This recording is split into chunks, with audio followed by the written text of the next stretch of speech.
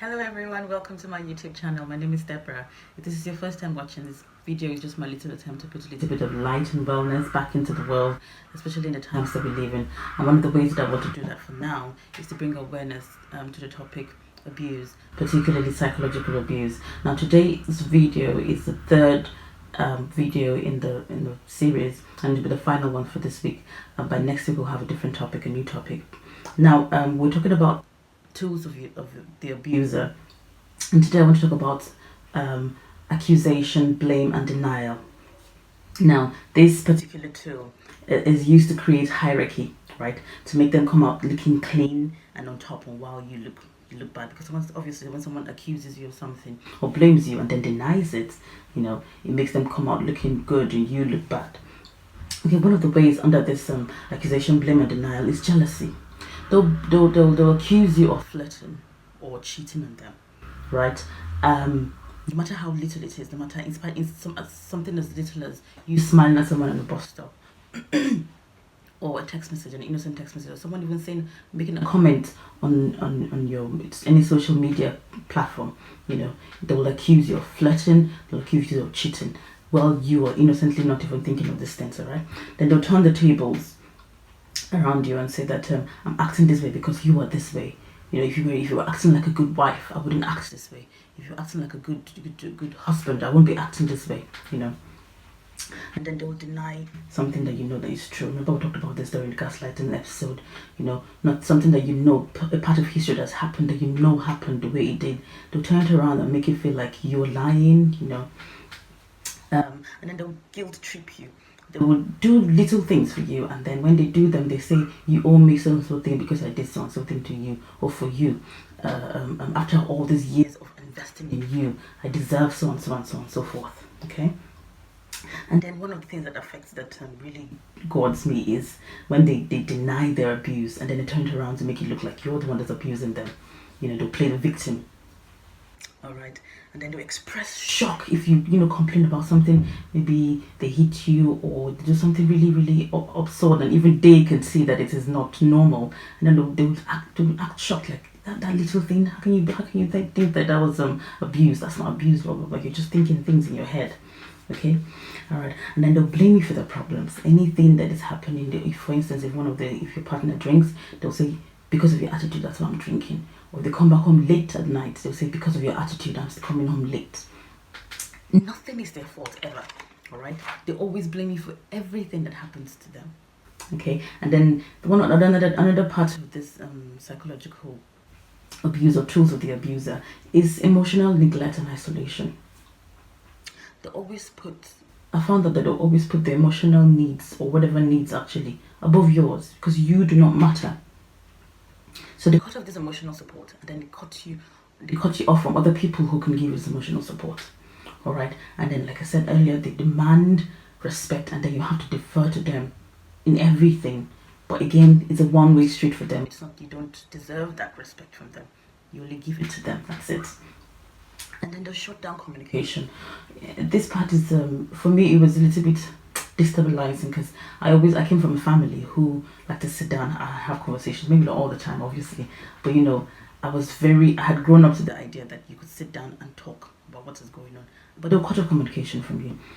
They'll tell you it doesn't matter, what you're talking about doesn't matter. I heard that so many times. It made me feel like, okay, maybe I'm overflogging certain things, but then the relationship wasn't progressing, was deteriorating, and yet you kept saying no communication. They cut communication in person and text. Calls, I remember he wasn't picking my calls at some time.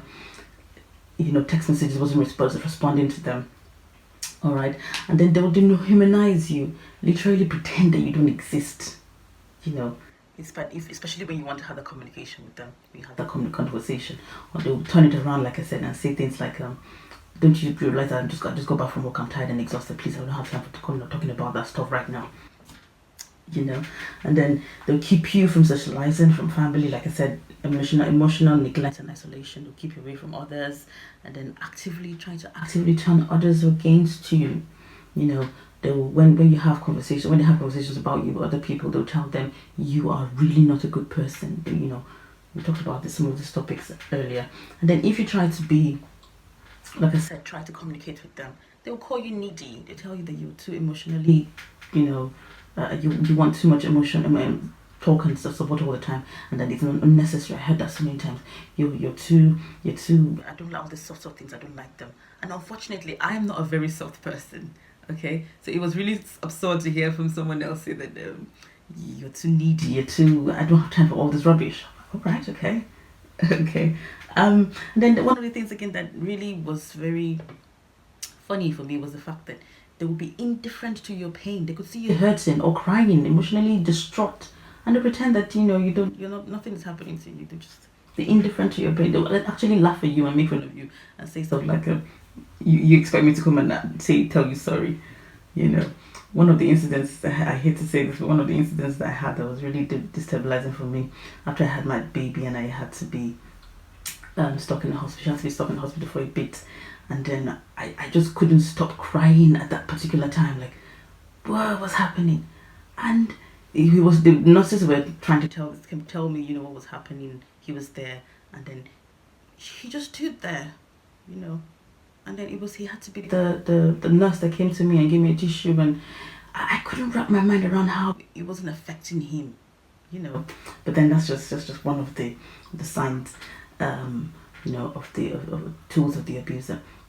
Now, in general terms, I want to conclude the tools of abuse in general by giving you a little bit of headliners, or tag names, you could say, about that you could use to pinpoint some of the attributes and all some of the attitudes of the abuser. Okay, now we have a few of them. One of them is the bully. That one is just it's self-explanatory. It's the one who bullies you, shouts, who glares at you, and sulks, and so on and so forth. And then the bad parent. Okay, they'll say you're a bad parent. They'll call you the bad parent. They'll try to turn the children against you. They'll threaten to take the children away from you. Okay, if you don't act the way you should, and then if you're separated, they'll try to use the access to the child to try to control your attitude as well, control you in general.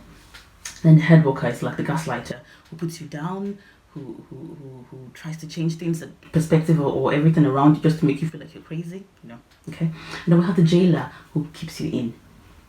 Tells you not what to wear, who to see, who should come into the house to see you. All right. Now we have the sexual controller. That one, of course, includes rape and never takes no for an answer. I mean, sex should be something that two people agree to come to do together. But then the sexual controller will want everything on his own terms or her terms. Okay. And we have the king of the castle. It could also be the queen of the castle, but most especially this is more streamlined to men. Sorry to say this now, but then the king of the castle obviously is someone who believes that women are servants and slaves, and who have to do everything. The kitchen and the bedroom is where the women belong, And then we have the liar, who denies any kind of abuse and blames the abuse on you, or blames his attitude on you, undermines any kind of abuse that he throws at you, or she throws at you, and so on. Then we've got the persuader, who threatens to hurt himself or hurt you or the children if you leave him, or who threatens to report you to certain to social workers, social services, for instance, or cries and tells you how much he loves you and blah blah blah. But in the end, he's just trying to mess with your mind. It's a form of control.